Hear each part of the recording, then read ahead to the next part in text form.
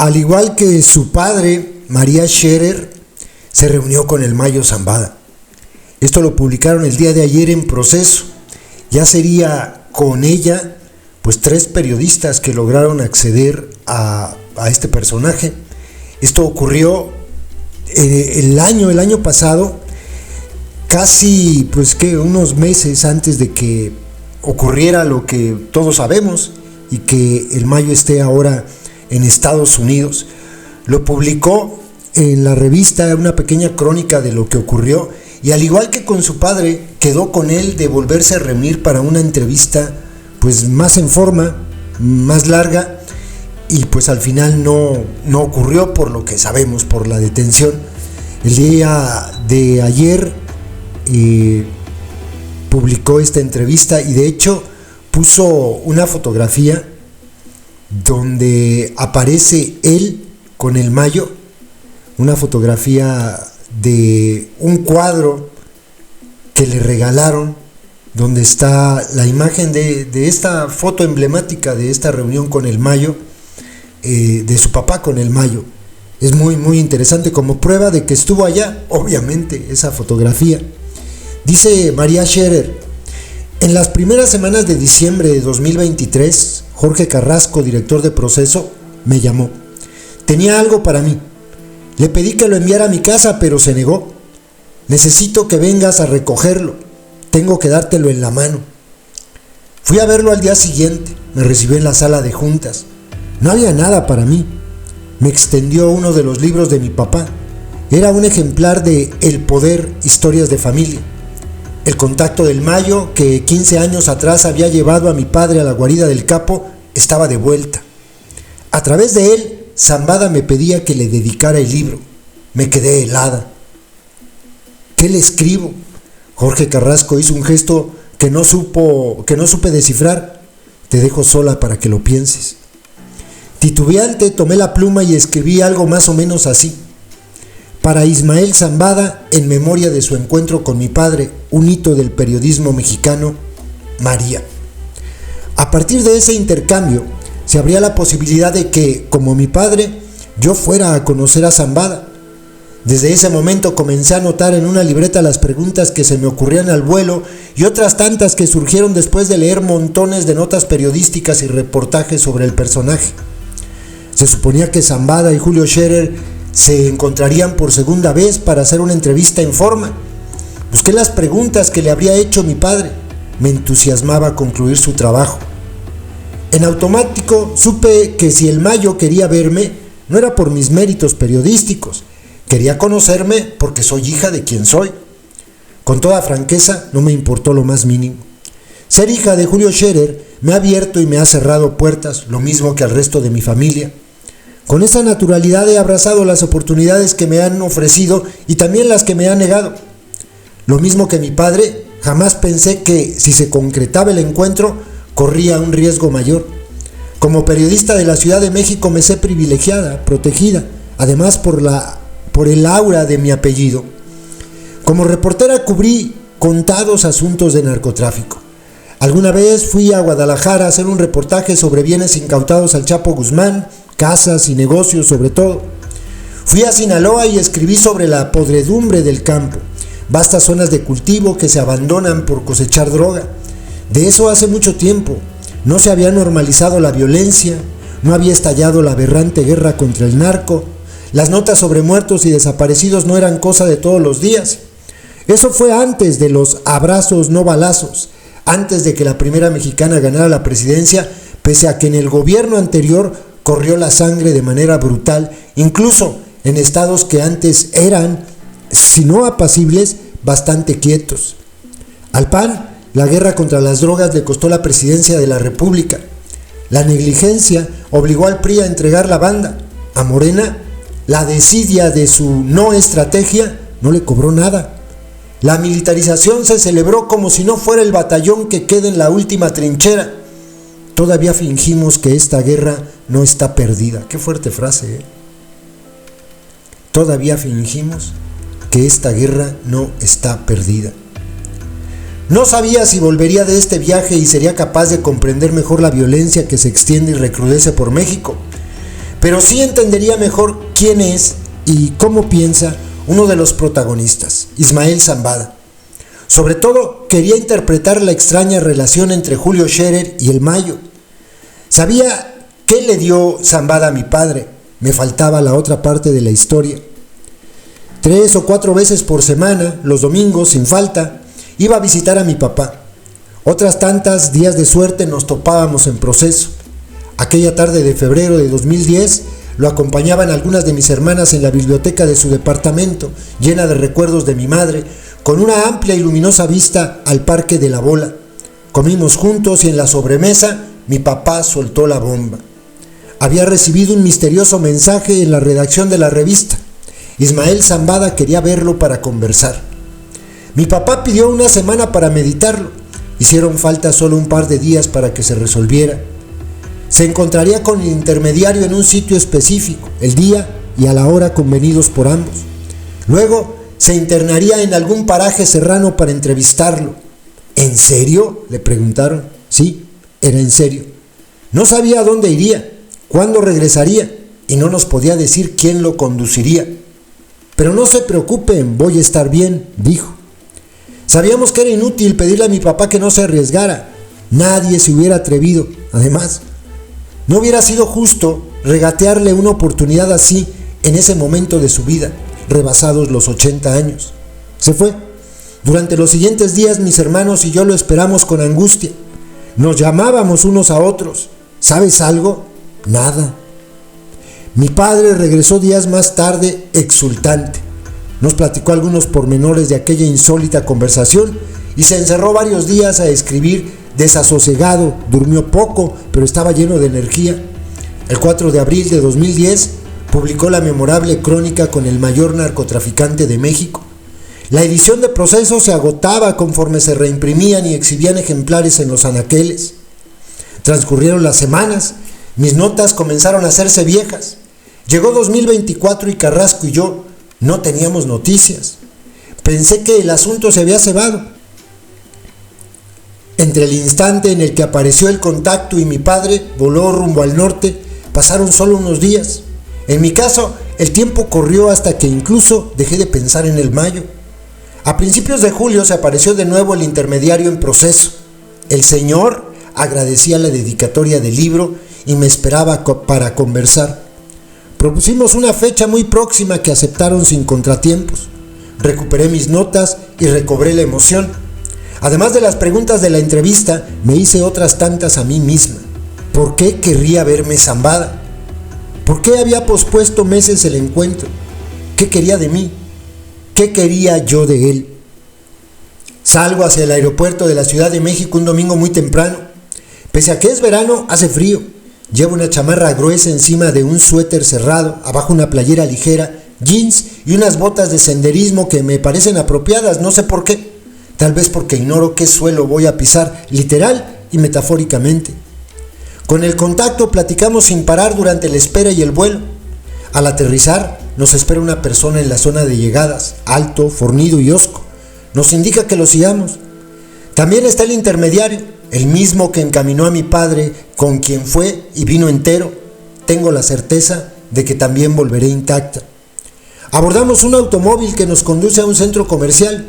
Tras una breve espera, se apareja otro vehículo, una camioneta de modelo reciente. Quizá por nervios hago una pregunta tras otra y prolongo la conversación con el nuevo conductor que, contraste con el primero, es extrovertido. No tenemos cubiertos los ojos, pero para mí da casi lo mismo. El paisaje árido y seco se extiende durante kilómetros. Además, soy citadina, me cuesta distinguir un cerro de un monte. La camioneta serpentea por parajes demasiado similares entre ellos. La velocidad varía, de modo que cuesta tratar de calcular qué distancia hemos recorrido. Además, recapacito, ¿para qué? No voy a decir en dónde estuve, así que dejo de intentar medir el tiempo y me dedico a observar los alrededores para buscar algo que me llame la atención y conversar con nuestros interlocutores. No sé cuánto tiempo falta y no pienso quejarme. No tuve que esperar una noche como los dos periodistas que estuvieron con Zambada antes que yo, Julio Scherer y Diego Enrique Osorno. No tuve que pasar una noche en vela, ansiosa, en vísperas de la reunión. Cada minuto que pasa es un minuto menos para conocer al Mayo. En su crónica sobre su encuentro con Ismael Zambada, Osorno invoca a Julio Scherer como se implora a un santo que interceda por uno para esquivar las dificultades. Hago lo mismo. No es una entrevista fácil. El Mayo es de humo.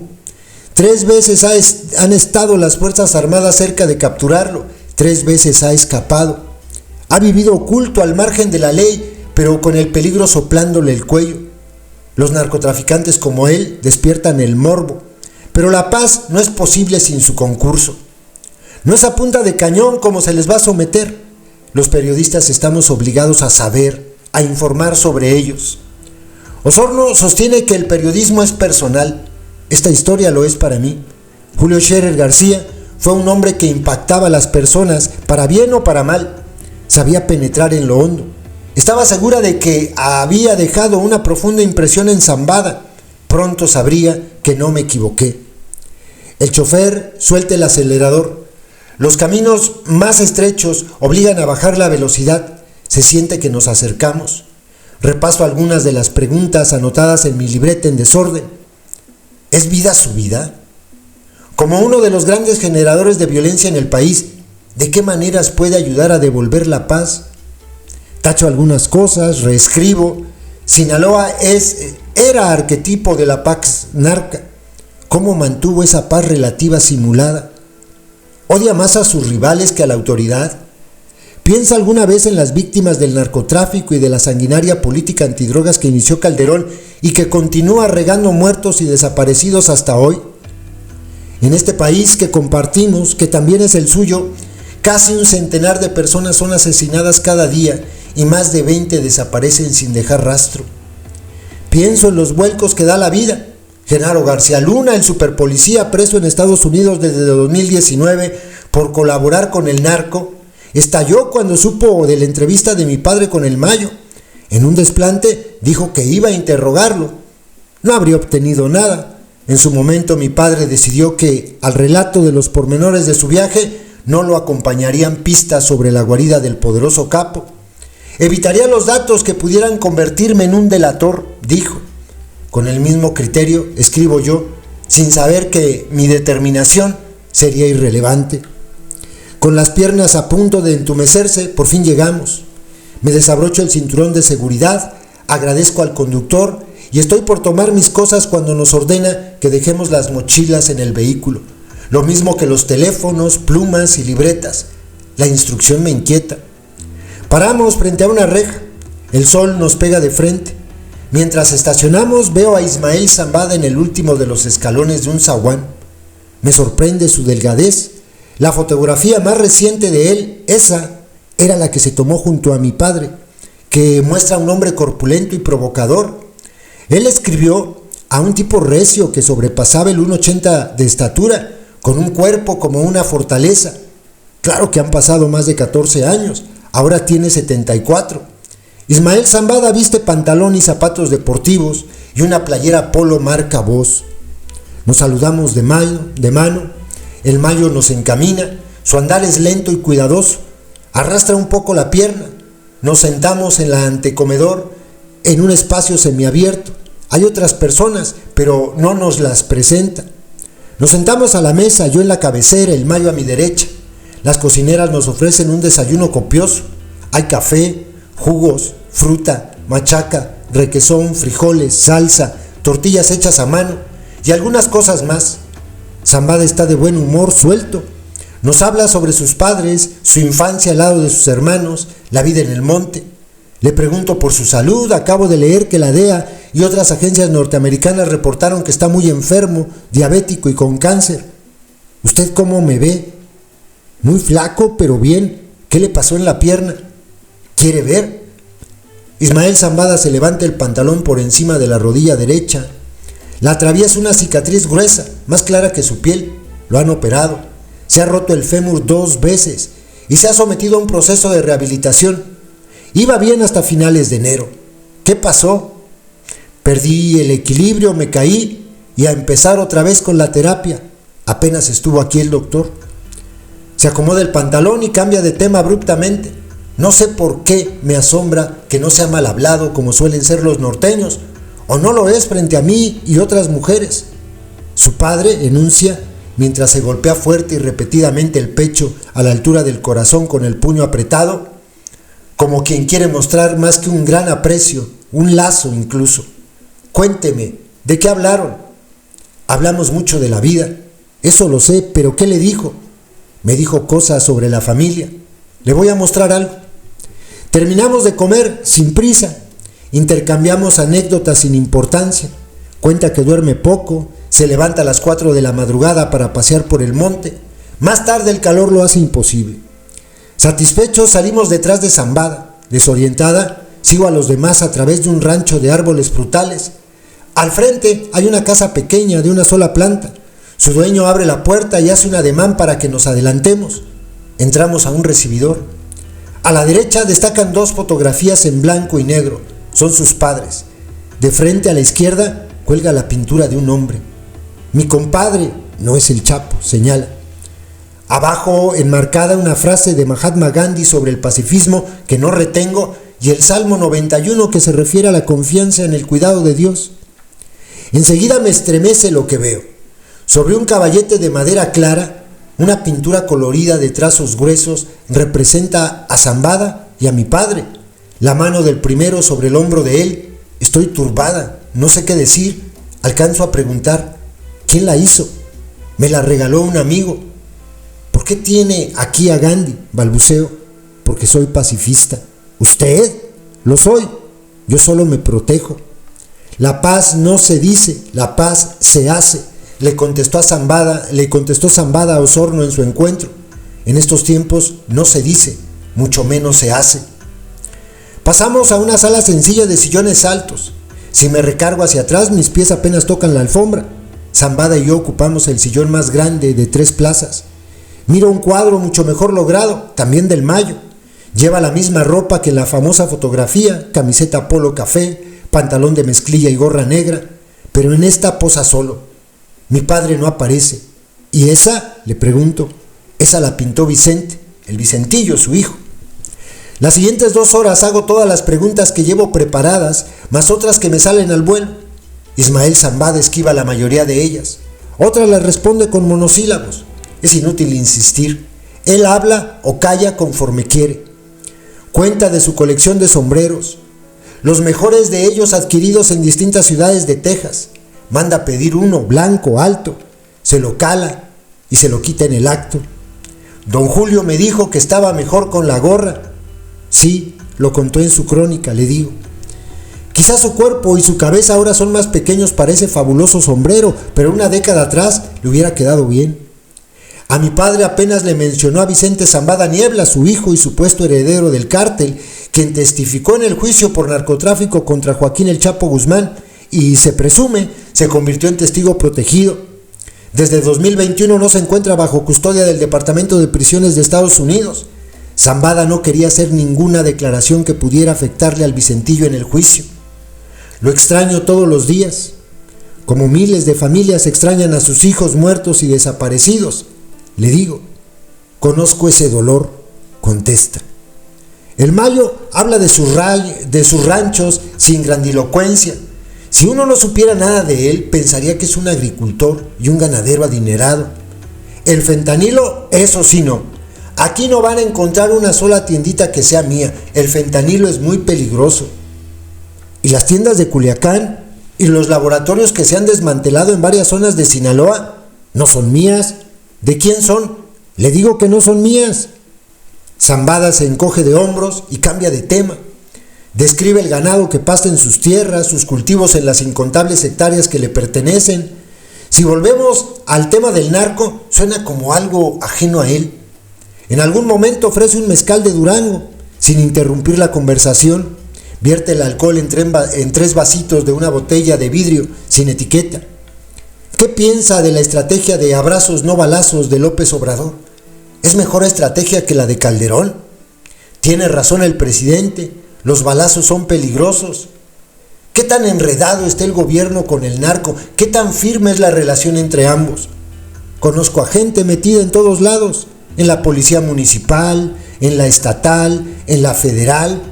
¿Gobernadores? Ahí hay de todo, Unos sí, otros no. Según la prensa dice mentiras, me interrumpe, puras mentiras. Zambada repite esa respuesta más de una vez. De manera repentina se pone de pie y pide que lo acompañe. Cruzamos algunas veredas y señala un porche con un comedor y unas mecedoras. Aquí estuvimos, afirma y apunta el dedo hacia el descampado. Con mi papá, ahí mismo. Nos sentamos y conversamos sobre sus relaciones, amistades y odiosidades. No manifiesta nada que no sepamos. La conversación se ha extendido por varias horas. Regresamos a la casa donde desayunamos. En la casa hay una pared tapizada con dibujos enmarcados, retratos, animales, paisajes naturales. Son obras que el Vicentillo mandaba cada mes a su madre, acompañando cada una de sus cartas. La señora de Zambada me muestra un Cristo en su recámara que también pintó él. Sé que no voy a poder retener cada una de las respuestas del Mayo, o todos sus gestos y actitudes, así que los dejo ir. Le pregunto si ha valido la pena la vida que ha llevado. ¿Por qué no? Porque está llena de muerte. Que yo sepa, así terminan las vidas de todos, responde. Después, con el Mayo nos encaminamos al cementerio familiar. En esta guerra, enterrar a los muertos es un privilegio. Miles siguen buscando a los suyos, reabriendo una herida que no ha de sanar mientras no haya unos restos a los cuales asirse. En una decena de lápidas idénticas reposan los Zambada. Meses después leeré en los periódicos que el Sacramental fue parcialmente incendiado durante los feroces enfrentamientos en varios municipios de Sinaloa. Nos despedimos. Prometemos que nos volveremos a ver. Entonces sí dará una larga entrevista. ¿Le gustaron los tamales? ¿Cómo no? Le voy a mandar. 2 semanas y días después, el 25 de julio de 2024, Ismael El Mayo Zambada es abducido y trasladado al aeropuerto de Santa Teresa, Nuevo México, tras una oscura operación realizada sin el conocimiento ni el consentimiento del gobierno mexicano. No volveré a ver al Mayo, pero tengo otra parte de la historia. Recluido el Vicentillo en Chicago, las autoridades estadounidenses le hicieron creer que su padre y su imperio criminal estaban a punto de derrumbarse. Vicente Zambada imaginó a su viejo, débil, sometido como él a un encierro insoportable. Estuvo abatido hasta que, de manera inesperada, llegó a sus manos Proceso y observó en su portada a un hombre erguido, con la barbilla apuntando arriba y el pecho hacia afuera. La fotografía de su padre era la de un hombre que no se da por vencido. El ánimo del vástago se fue para arriba, es todo lo que sé, y es posible que sea todo lo que voy a saber. Qué interesante crónica de María Scherer. Estuvo con el Mayo 2 semanas, 3 semanas antes de que se lo llevaran a Estados Unidos. Vaya cosa.